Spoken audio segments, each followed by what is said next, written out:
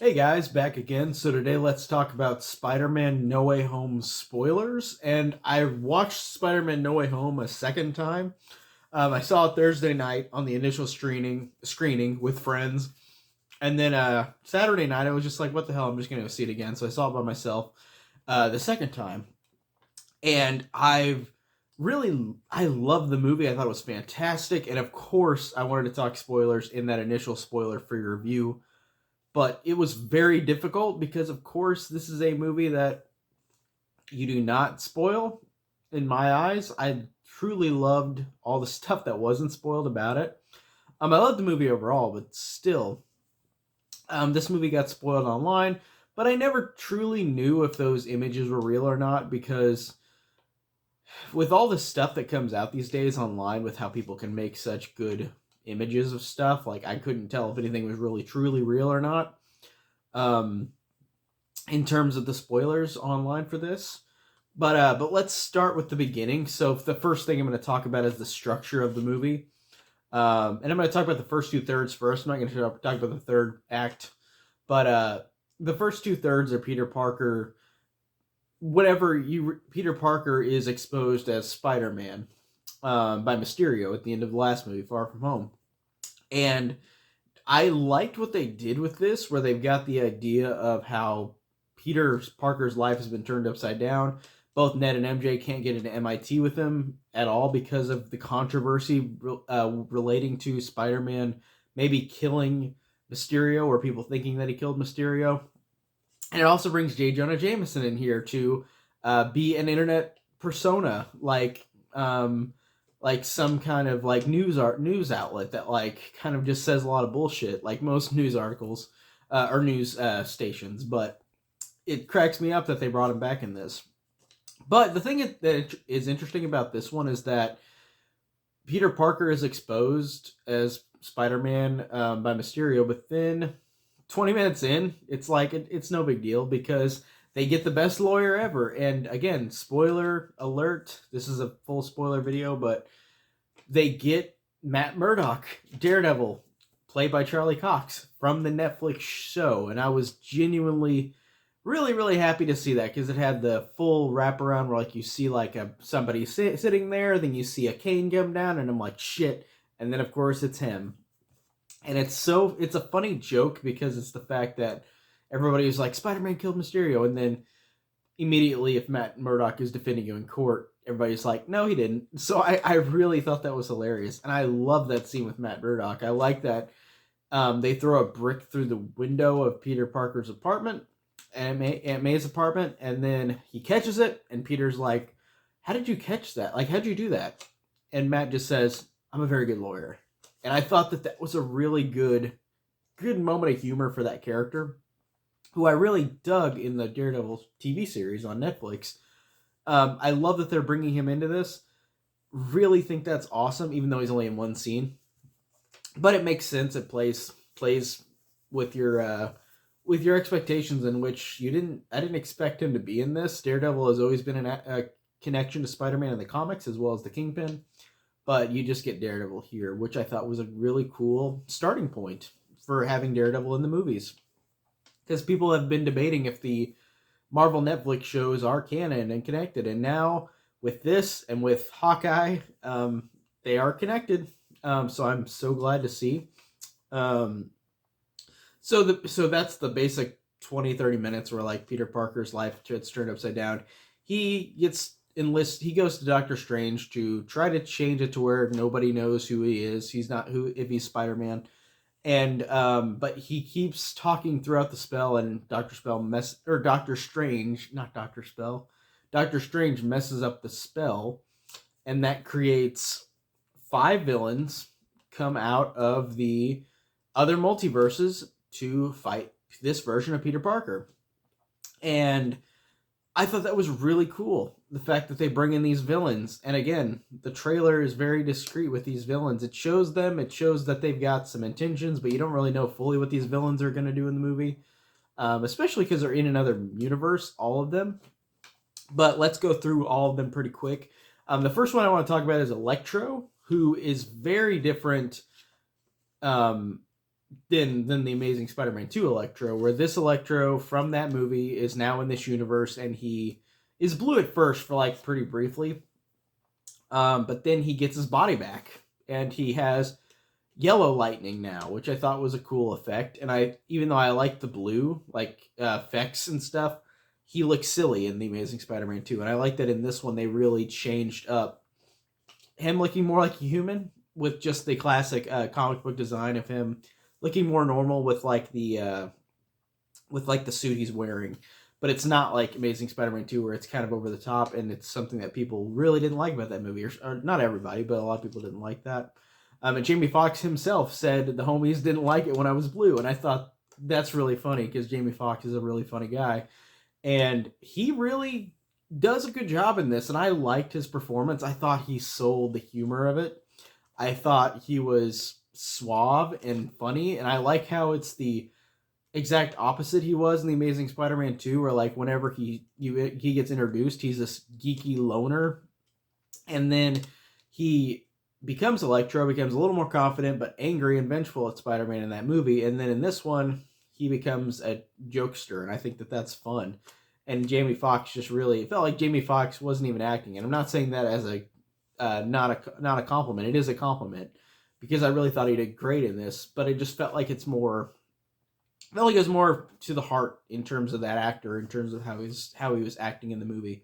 It didn't feel as written as like Electro was in the Amazing Spider-Man 2, where it was more like kind of stereotypical. But Electro is cool. Like the redesign, that's awesome that they brought him back and they made him a different design that people like more. And next up, Doc Ock, who again from Spider-Man 2. Really didn't have much of a difference in an arc. He still became a good guy at the end. He still helped at the end of the movie, but that's really it. Like, I do think he had some really funny moments. I liked how much he screamed and how much he screamed at Peter Parker and made Peter Parker just go, okay, all right. I thought that was hilarious. I thought that Alfred Molina, even though de-aged digitally, he did a great job in feeling like the real continuation of Spider-Man 2. Like, that's awesome. And he mentions in the movie that he gets transported right after he's choking Peter Parker at the end of Spider-Man 2. So that's pretty interesting that he explains whenever he does get brought into this, which is cool. And here are two villains that are in the movie that are not as prevalent. You get the Sandman and the Lizard. Again, played by Thomas Hayden Church and Rhys Ifans. If I feel like I mispronounced his name again, but the Lizard. But the Sandman and the Lizard in this, I feel like are kind of two characters that definitely have the side road. Like, they're really not, like, even at the end credits, like, they're not even like, whenever you have the credits where it's got the animation and it shows like the big stars of the movie, it doesn't even have them in it because they really are the most unimportant out of the 5 villains. They still have their purpose in the movie. They're still important, but they're really not in the movie that much. And I wonder if they planned that from the get-go, or because of COVID, or because of having all these big villains in it, they made them kind of take a back seat. I liked how the Sandman was still kind of like, he wasn't fully a villain, but he was pushing towards that way whenever he was talked to by Electro and talked to by the members of these, like, all these other villains with them. But I just thought he was one of the more unmemorable ones out of all of them because he didn't really have like a full arc connect, like, or not really a thing that changed him. And the Lizard is kind of just there in the background. I mean, he has some funny jokes. I do like that line where he says to Electro, like, Max, you've totally changed. Last time I saw you, you had bad teeth and a comb over. You got a makeover, it looks like. Like, that's funny. And I liked whenever he sees Peter Parker's girlfriend, MJ, and he just says, that can't be his girlfriend. No way. Like, that was a good line. How he said it through the dialogue. That was pretty funny. The Lizard had funny lines, but he was really just kind of in the background. And honestly, he's one of the more boring out of all the villains of the film. So, I mean, it makes sense. As well as the Sandman. Like, they kind of make sense why they're a little more in the background. I can see why Electro, they have a lot more of him in it because they really wanted to show off that he was different. in this one, but those two, the Sandman and the Lizard, really felt like they were just kind of on the sidelines. But I mean, it kind of made sense, to be fair. But I liked their performances still. I thought they were good in seeing them back in this movie. Those two, though, specifically have scenes where whenever they're not CG, like the Sandman is basically just Thomas Hayden Church but in sand form. And then there is a couple scenes of him not in sand form where it's Thomas Hayden Church, but it is clearly footage from Spider-Man 3. Now, again, I don't know if that's COVID or if they did this remotely with his acting or whatever, but like that's not what he looks like. Like that's not what he looks like now. It's literally just footage from the third movie. As well as the Lizard. Whenever the Lizard is shown in human form, it's literally just footage from the first Amazing Spider-Man. It's not new footage, as opposed to the other villains, Green Goblin, Electro, and Doc Ock. Like that is new footage, as opposed to seeing the other two villains not have any new footage of their human forms, which I thought was interesting. And then the last one I've got to mention, like I saved this the best for last, was the Green Goblin. I loved Willem Dafoe in this. I love that he's back. I love that he came back and did something in a way different, and I really appreciated that. He's definitely the best villain out of all of them, like in terms of like the most interesting, the most complex. But it also serves the point because it is just carrying on to that story of him from the first Spider-Man, where he's got a mental problem where like like the Goblin takes over his mind, and he realizes this, and he breaks the mask, the Goblin mask, and then he goes to Feast, which is where Aunt May works, and convinces help, like from Peter Parker. Like he's like, I need help. Like I'm not myself all the time. This guy takes over, and I thought that was really cool in terms of the character showing that he realizes that he is this monster, and I thought that was very interesting. And there's a scene like where they're in the hotel, or not in the hotel, in Happy's place, where like they start breaking everything, all the villains, and Peter's beating down beating down Norman Osborn, and Norman Osborn, just the look on Willem Dafoe's face, he's just like this, like, and Peter just punching him, and it's crazy how psychotic he looks. He's such a fantastic actor. I love Willem Dafoe. Love him in those Spider-Man movies, and I just am so glad that he's brought back, and I love that they make him like they did in the first Spider-Man, where this Peter Parker, Tom Holland, has to overcome the fact that this villain is this dastardly, and this villain kills his Aunt May. And that, in its own right, is just horrible. But I love that. Speaking of Aunt May, Marissa Tomei was really funny in the first two. I like her in this, but she suddenly becomes... it makes sense because she's doing Feast, which is the place for homeless where she feeds people, she helps people out that are in need. So it makes sense that she's saying these lines to Peter, but it just seemed like it was kind of suddenly different with her character, where like she says stuff like, "What's important for you, or what's important? Is it you or is it the villains?" Like kind of dialogue like that, and I liked it, but I just felt like I could have used a little more of her like building up to being like that, because she just always seemed like a flimsy, like silly character, which I don't mind because Marissa Tomei is awesome, but it just felt like it was just kind of quick whenever she became suddenly like that with her dialogue, where it was more like saying quotes like Uncle Ben, which totally makes sense in this movie because she dies and says, "With great power comes great responsibility," and Peter Parker, Tom Holland, literally that scene of him breaking down and crying over Aunt May's dead body, where he's like, "May, like, wake up, like, quit messing with me, talk to me," like, and he just starts bawling. Like, it reminded me of The Amazing Spider-Man 2, where Andrew Garfield, Peter Parker, loses Gwen Stacy, and that scene where he's like, you're all right, like, get up, Gwen, please," like that. It reminded me so much of that, and it just worked so incredibly well with Tom Holland. And I love the fact that Tom Holland in this he is now becoming a Spider-Man like the other Spider-Man, where like he is going through through torture and pain. And he already had some because he lost Iron Man. Um, but he didn't like have the first two movies, Homecoming and Far From Home, felt more smaller scale and more like really goofy. And I know that like the Spider-Man movies have always been humorous and goofy, but like the Tom Holland first two movies kind of felt almost kiddified because like they made him so much like a teenager. Because I know they're like, oh, Andrew Garfield and Tobey Maguire were obviously 30 at least whenever they were teenagers in those movies, but they kind of really made the Spider-Man movies, Homecoming and Far From Home, really just, they were good movies. But and I love Homecoming. Far From Home I think is fine, but I feel like they both kind of suffer from being a little too kiddified. And I know the reason for it, because like I said, they don't want to do the exact same thing a third time, because they rebooted a third time. Like, it makes total sense. Especially with the characters. Like, they didn't have a Harry Osborn in this. They had Ned Leeds and they had an MJ, but it wasn't Mary Jane. And they had all the other side characters like the Flash Thompson and stuff. And I didn't like Flash Thompson in this trilogy.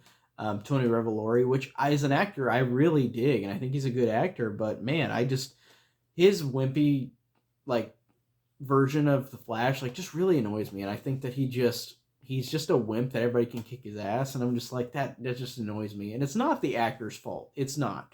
It's just, I think that character just annoys me. And I know people say other characters annoy him in these Tom Holland films too, like the side characters.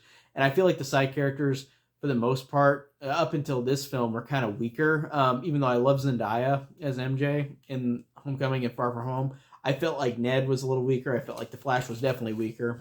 I felt like all the other side characters were way too humorous in those two movies. And this one, I think, does a good job of giving these characters, for the most part, serious moments. And it really takes the humor on a back seat. In terms of like those characters from the first two Tom Holland movies. So I appreciate that. But I love that Tom Holland is becoming more like the other Spider-Man. Oh, and speaking of the other Spider-Man, like I said, spoilers, obviously. If you watched this for 17 minutes, I already said it at the beginning.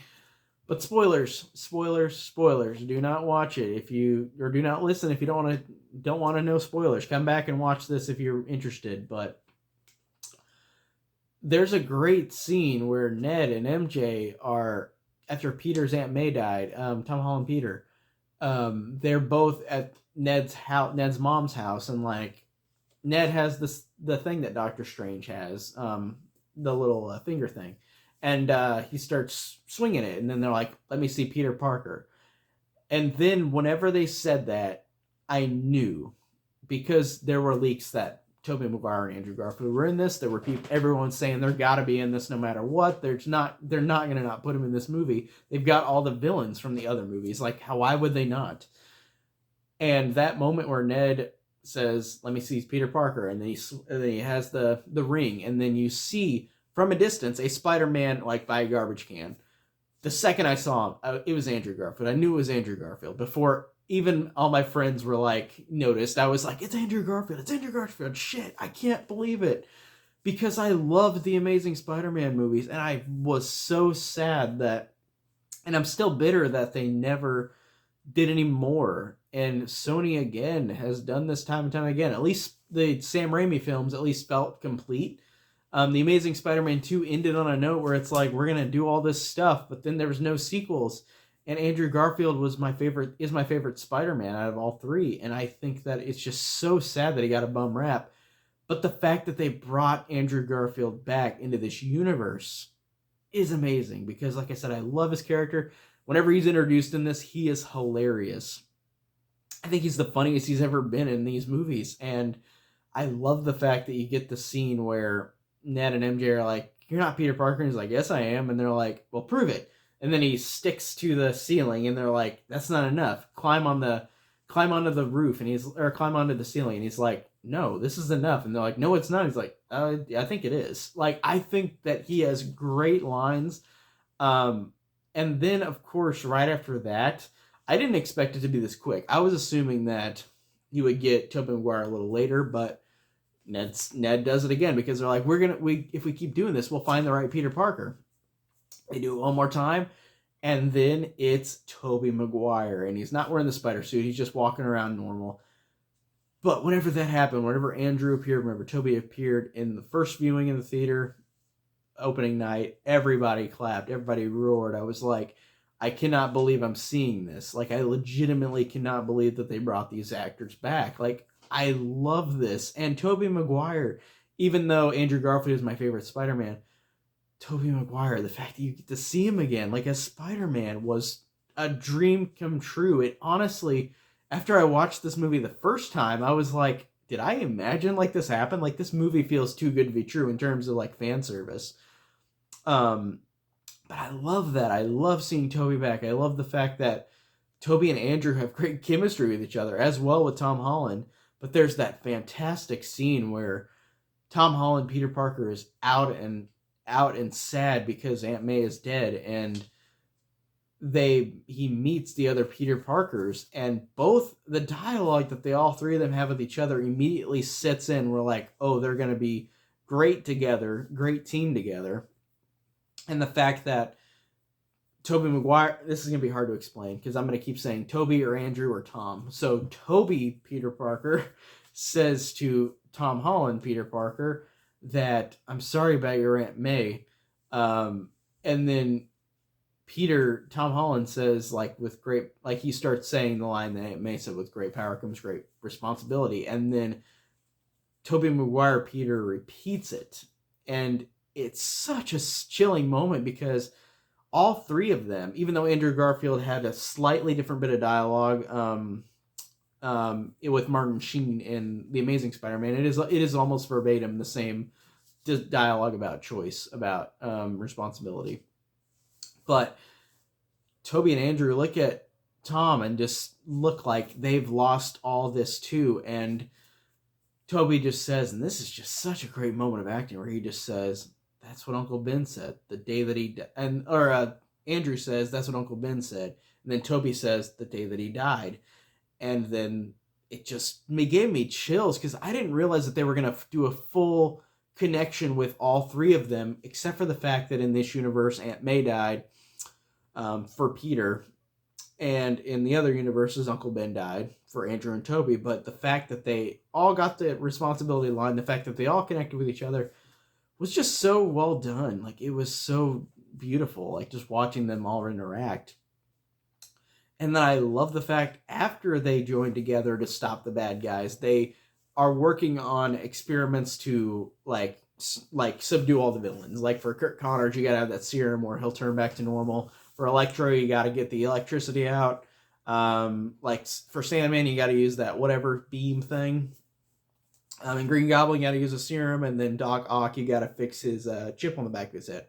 So I really love the moments where they're working together, all three Peters, and you see that Andrew Garfield's the scientist one, and Tom Holland is the one that is helping out. But I feel like these two characters, Tobey and Andrew, just really do a fantastic job of helping out this Peter Parker, Tom Holland, in a way where all three of them have the different smarts towards each other, and all three of them have to join together to stop the bad guys.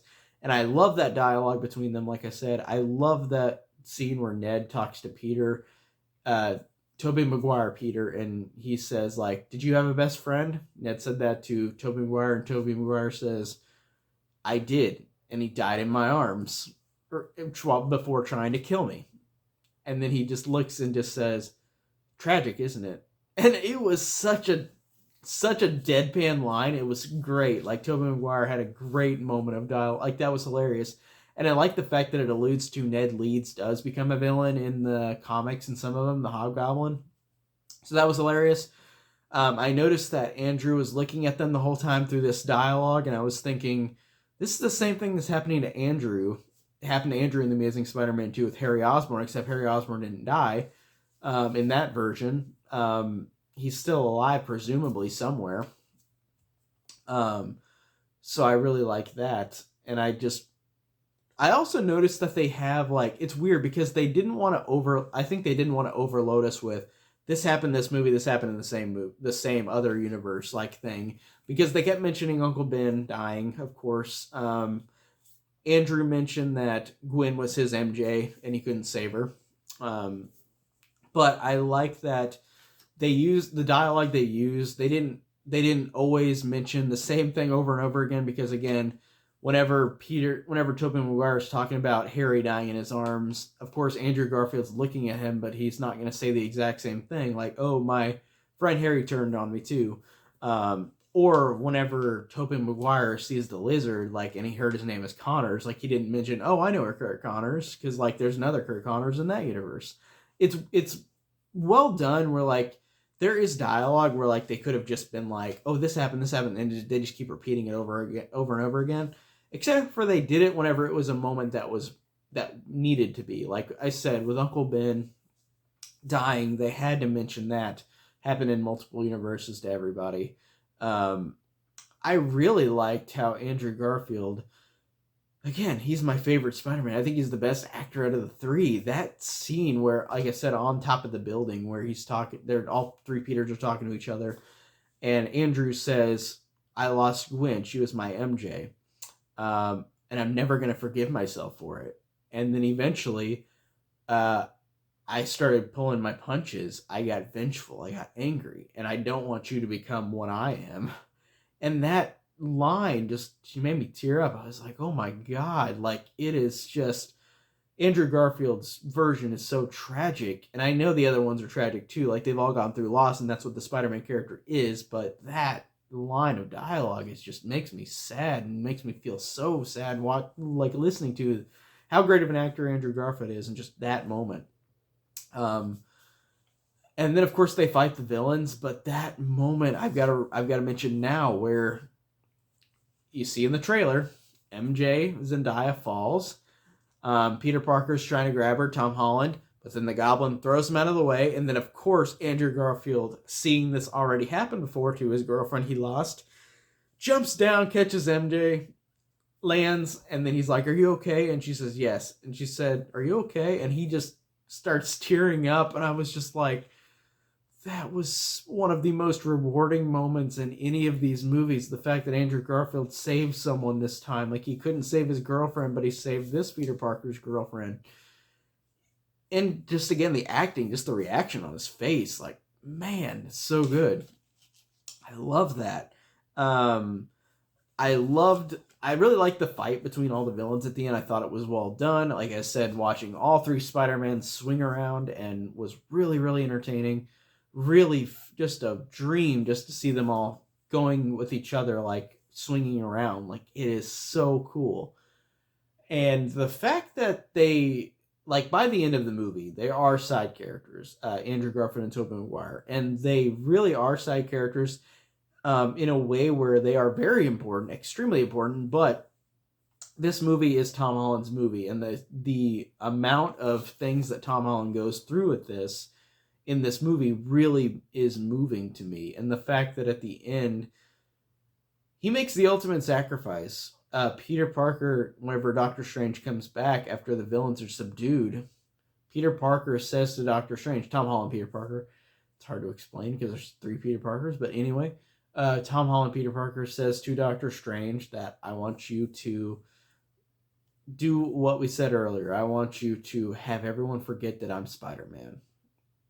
And it is such a beautiful moment. It's such a sad moment because the fact that MJ Zendaya comes up and just starts like her and Ned like come up and hug him, and the fact that again she's such a great actress, but Zendaya whenever she says to Peter like come find me, I don't remember, but I've already done it before, so I could do it again. Like I could remember again. Or figure it out again. Like that was such a great line from her, and it's just with her tearing up as well. Like it was a good moment of humor, but a great amount of emotion as well. And the fact that nobody remembers now because Peter Parker takes the spell from Doctor Strange. So like all the other villains go back to their world. Toby and Andrew go to their world as well.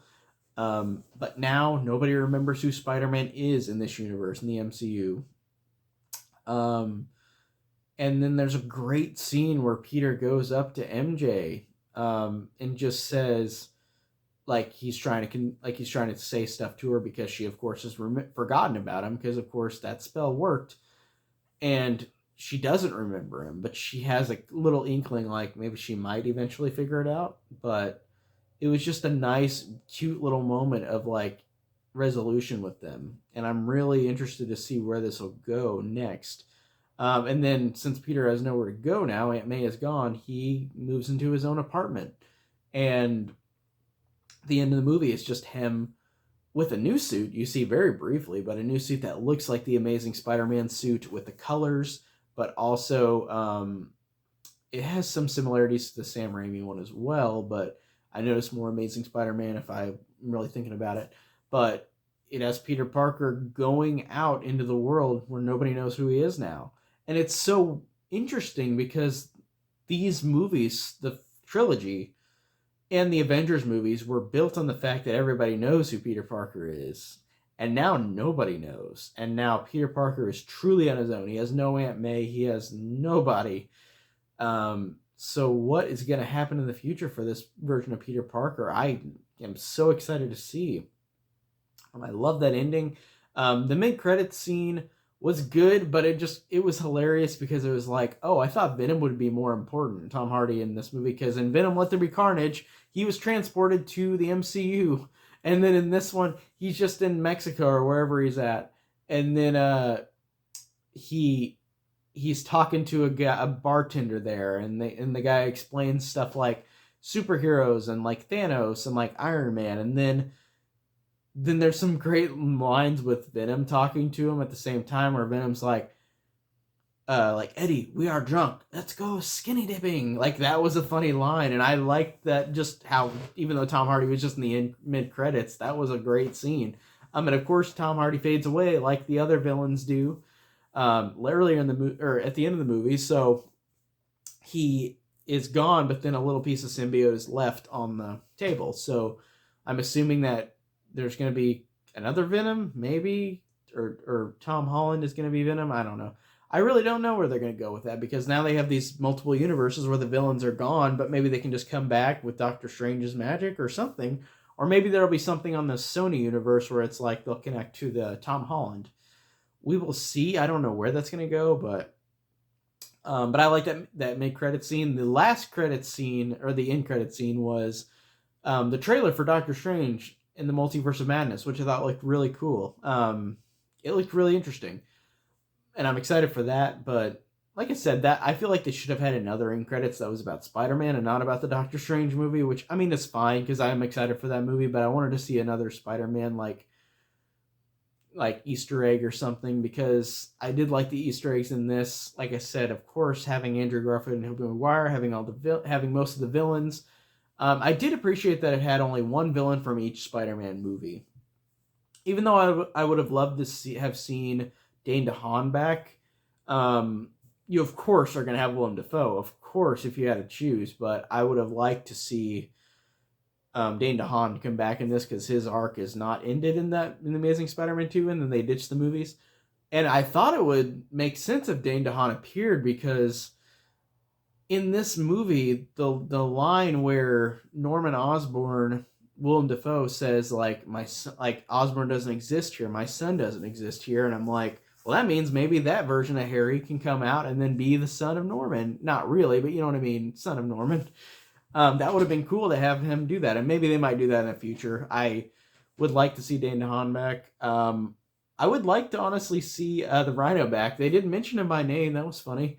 Topher Grace, I don't. We got Tom Hardy for that, and I think that's it. Well, I mean, I guess James Franco, but he's not gonna come back because he's got those sexual allegations. So he's a no. So he's not gonna come back. But I would like to see the Rhino and Goblin from the Amazing Spider-Man 2 back. That would be great.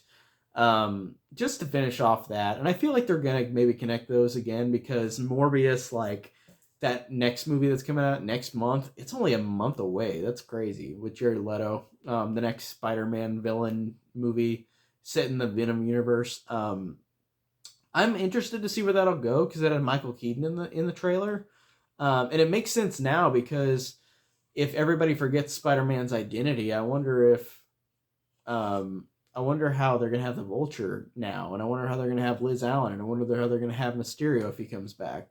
Because I don't believe Mysterio's dead. I think he faked his death because he was mysterious. He was a guy who did illusions. I feel like he wasn't dead. And in Marvel, you're never truly dead as a character. But I'm interested to see where the future of this goes. Like I said, this was a great ending to the trilogy, especially after the last one, which I thought was just okay. Like it was totally fine, Far From Home, but it was definitely not as good as Homecoming, which is great. This one is the best out of the three for me. I mean, of course, you've got great story, great villains, having Andrew Garfield and Tobey Maguire in it. Fan service to the max, but it's so great. So fun. I really, really love the hell out of this movie. It was fantastic. And rewatching it twice really solidified that. I can't wait for it to come out on Blu-ray, of course, and 4K. Of course, it's going to come out in like 2 months. Like, movies are so quick now to come out. Because I already got Venom Let There Be Carnage on 4K, and that was like, last week. So that came out like 2 months ago, October. So yeah, the movies are coming out pretty quick, like on Blu-ray and 4K. So I'm excited to watch this one again, even though I just watched it twice.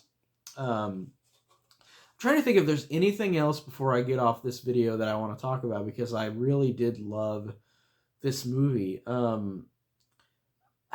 don't know. I don't think there's anything else. The things I'm thinking of I've already talked about.